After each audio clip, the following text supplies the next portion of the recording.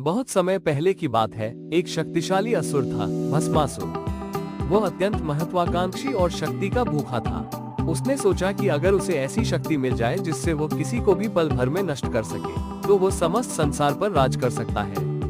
भगवान शिव की घोर तपस्या की। भगवान शिव प्रकट हुए और बोले, मैं तुम्हारी तपस्या से प्रसन्न हूँ, वर मांगो। भस्मासुर ने मांगा, हे महादेव, मुझे यह वरदान दीजिए कि मैं जिसके सिर पर हाथ रखूं, वह भस्म हो जाए। उन्होंने बिना विचार किए उसे ये भयावह वरदान दे दिया। भस्मासुर को जब यह वरदान मिला कि वो जिसके सिर पर हाथ रखेगा उसे भस्म कर सकता है, तो वह अहंकार से भर गया। उसके मन में घमंड जाग उठा और उसने उसी शक्ति का प्रयोग शिवजी पर ही करने का प्रयास किया। वो हंसता हुआ शिवजी की ओर दौड़ा ताकि उन्हें भस्म कर सके। शिवजी इस स्थिति से चौंक गए और अपनी जान बचाने के लिए इधर उधर भागने लगे। ये सब देखकर सभी भगवान चिंता में पड़ गए और इस संकट से बाहर निकलने का उपाय खोजने लगे।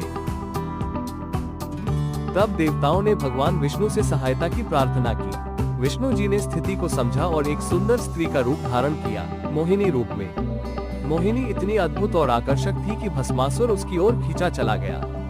मोहिनी ने उसे नृत्य करने के लिए आमंत्रित किया और भस्मासुर तुरंत तैयार हो गया। वो मोहिनी के साथ नृत्य में मग्न हो गया।